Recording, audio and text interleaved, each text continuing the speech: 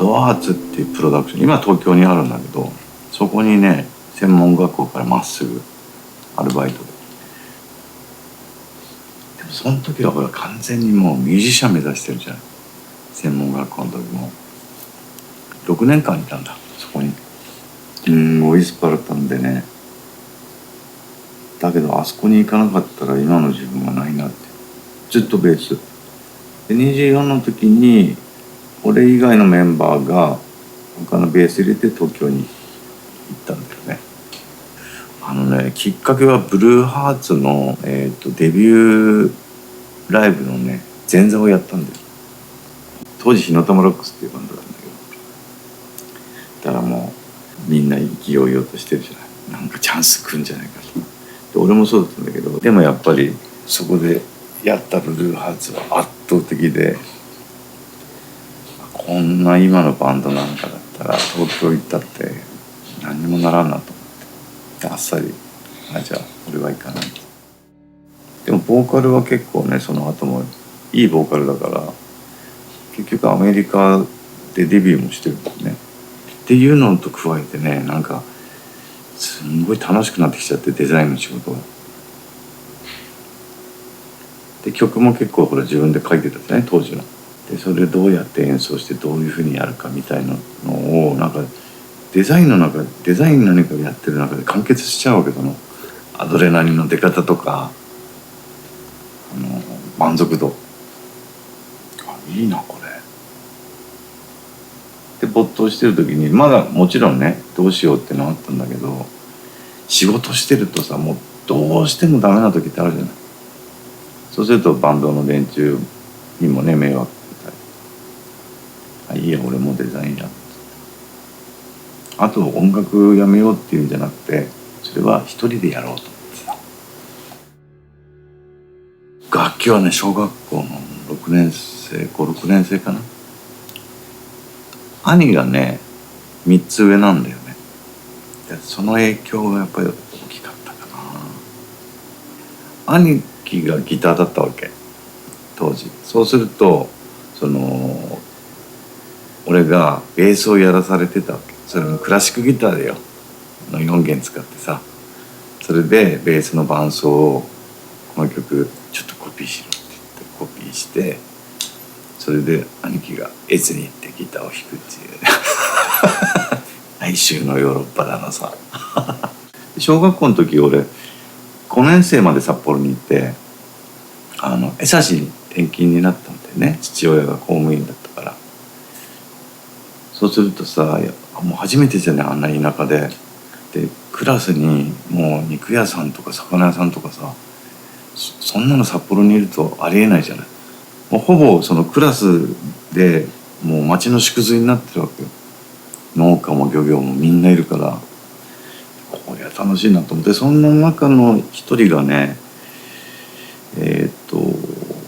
写真屋さんをやってる。要するにプリント受け負ったりカメラも売ってたんだけど、でそれとその傍らねスナックをやってる。スナックアスナロっていうさすぐ隣に。でそこ夜しか開かないんだけど生バンドをやってたわけ。そしたらさ俺たちがその放課後にそこを遊び場にしたわけよ。そしたらほら楽器あるじゃない。なんだっつってで結局ねそれがきっかけで本当にエレキ買ったのかな。急に配達して当然楽器がないからさ通販5人から10人ぐらいで持ち寄ってさメンバー入れ替わったりしていろんな曲をやったりして。でもお目当ては絶対彼女クラスメートの子なんだけどさ、江差はもう江差の姥上神宮さんそのことしか考えてない。一年中誰もそんなの初体験じゃない。いやー本当にね江差に行ってよかったな。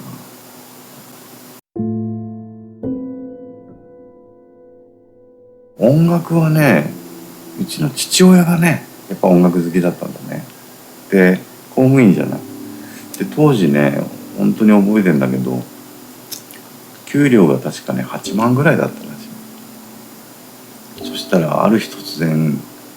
それ全部使ってこういう観音開きのステレオ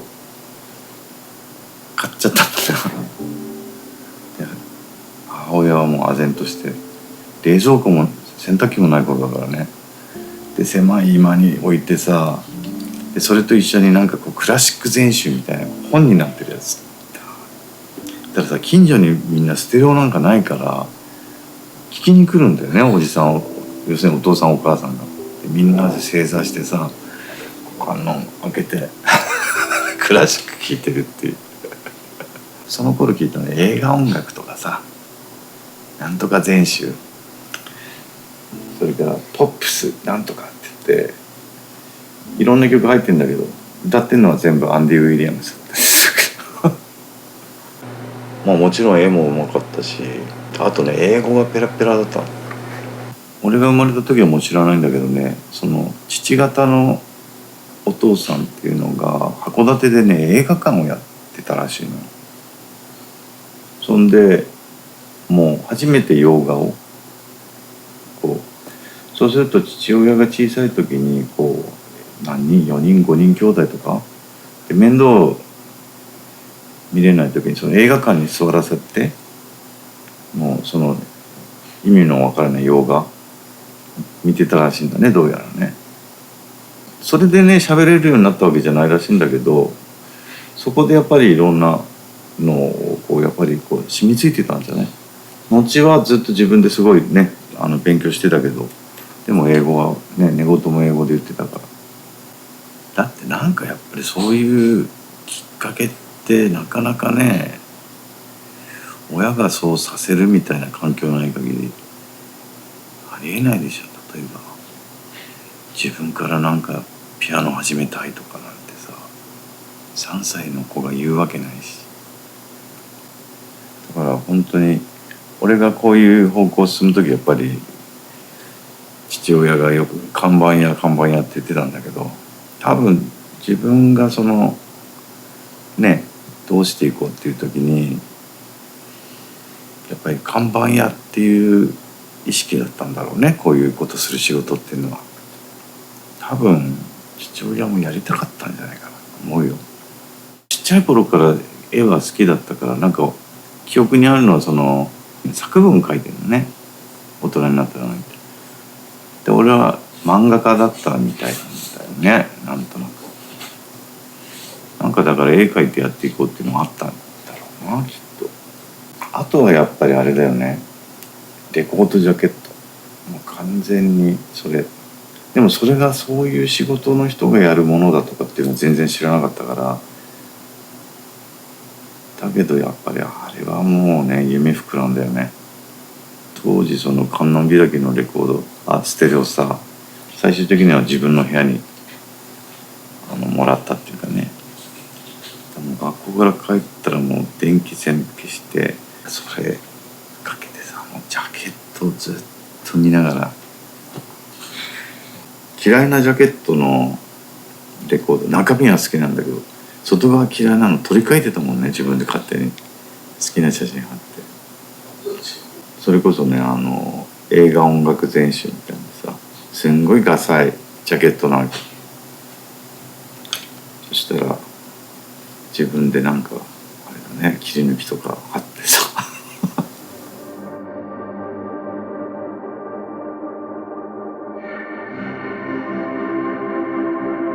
いやでもねデザインもね、俺そこも本当にすごいそっくりだったと思ってたんだけど、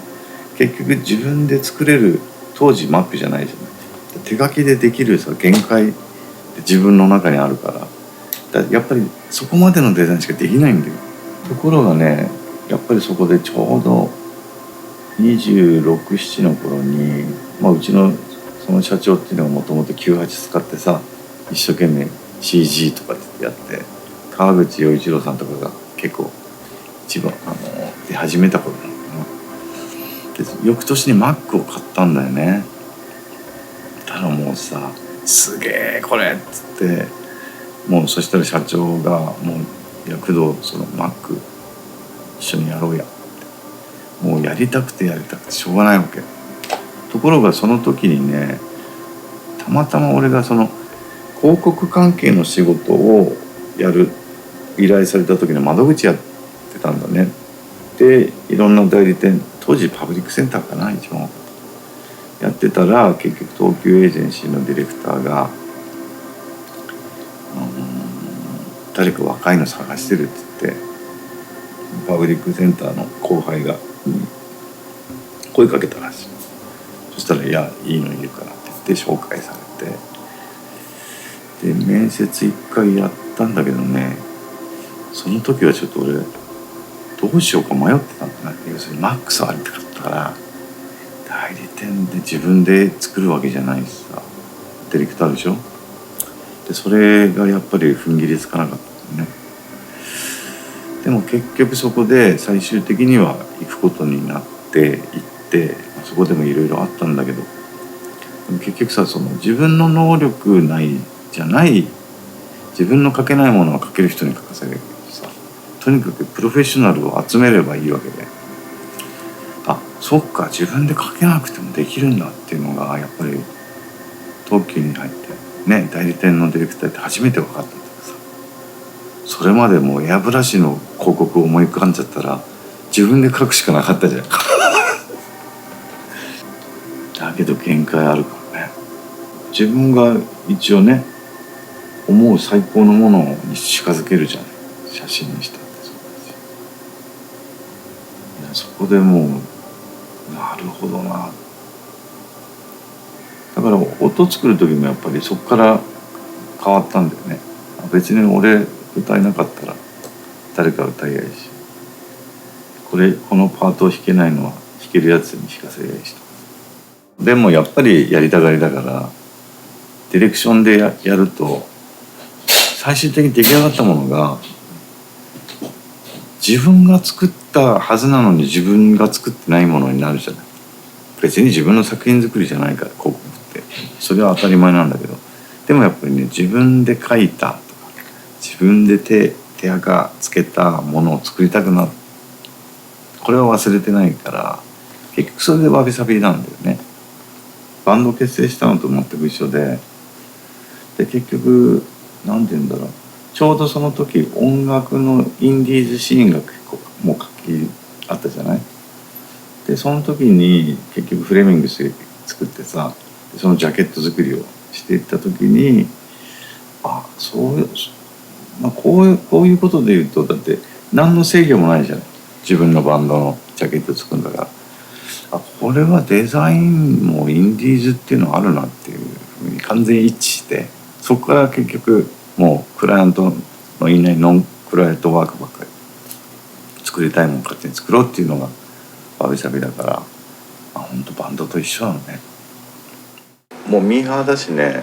ウルトラ級ミーハーだし、どっちもとてつもなく好きなの。その今もそうだけどクライアントワークで飯食べてるでしょ。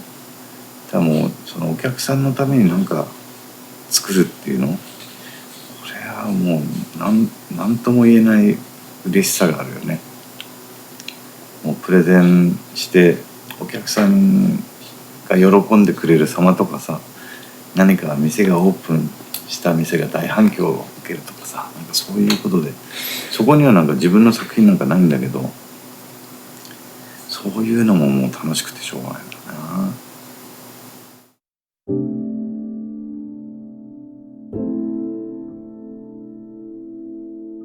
な。田舎者でしょ。ですんごいやっぱり音楽やってた時からそうなんだけども、東京コンプレックスの塊なんだよね。ただやっぱりとにかく何やるにしても東京で一肌上げないとダメだっていうかさ、やっぱり昔の人もそうだったと思うんだけども、お江戸にね一旗あげるっていう、それがやっぱりねモチベーションになってるのは間違いないんだよね。負けたくないとかさ、わびさびってやっぱりそういうのを意識してやってるっていう、自然にアーティストがさ自分のやりたいのをただただやるっていうのにプラスして、そういう自分の中のなんていうのかな、ボーダーラインっていうのを持ってやってるんじゃないかな。だから自分たちでやっぱりボツにするのもボツするし、これならちょっとかなりいいんじゃないかな。そのいいっていうのが一つはね、賞をもらったっていうのもあるね。でただしそれもまたね時間経って賞が欲しいとかじゃないんだよね。もううならせたいって感じかな、どっちかっていうと。別に賞をいただかなくてもこれはって言わせたいなっていうのが。で一時期ねやっぱり東京じゃなかったんだな、世界だ、ニューヨークだなんだっていうふうに思ってたんだけど、だけどね日本人じゃない、日本語しか喋れないし、やっぱりね、いや別にニューヨークでもロンドンでもパリでもなくてやっぱ東京だなと思ってね。もうニューヨークロンドンパリ どこも行ったけど、思ってたよりもずっと保守的だもんねやっぱりね。ロンドンも大好きだし、パリの街も綺麗だったし、ニューヨークもいいんだけど、東京の混沌としたぶち壊れ方っていうのがやっぱりいいんだよな。東京の流行りものが何でもいいわけでもなくてさ、あれこれちょっと集団で間違っちゃってないみたいなものもあるんじゃない、空気感も含め。それやっぱり地方にいるからなんか感じるんだろうな、それ。まあもともとねやっぱり東京で暮らすのは無理20年振り返ると随分やっぱり昔の気するけど、なんか瞬間瞬間のことは全然もう昨日のような感じだもんね。でも20年この辺でまたもうちょっともう一山ぐらい作んなきゃなっていう気はあるね。なんかねある程度のものは作れるんだけど、なんかこれはいいなっていう、まあバンドで言えば大ヒット曲になるような、なんかそういうのがここ数年ないんだよな。なんかやっぱり初期衝動のバーンっていうの欲しいなっていうのはあるな。で中条さんが結局言ってることの中にね、グラフィックデザイン界のアインシュタインがまだ現れてないって言ってるんだけど、結局それをやろうとしてるんだよ自分では。でこれが成立するのっていうか、何が成立か分かんないけど、とにかくやっぱりそういうべらぼうな岡本太郎的に言うと、もうべらぼうなとてつもないエネルギー持った何か表現だったり、そういうなんか衝撃を多分ずっと求め続けてんだろうなと思うんだよね。そういうやっぱりスタンスを失ったらもうやっぱりね、こんだけもう広告だけでいうともう35年やってるわけでしょ。だからある程度もうできちゃうって言ったらおかしいけど、クライアントが望んでるレベルのものっていうのはできちゃうから、そうクライアントが望んでないけどここまでやっちゃおうっていうスタンスで僕らは常にやろうとしてるんだけど、それをね金にならなくても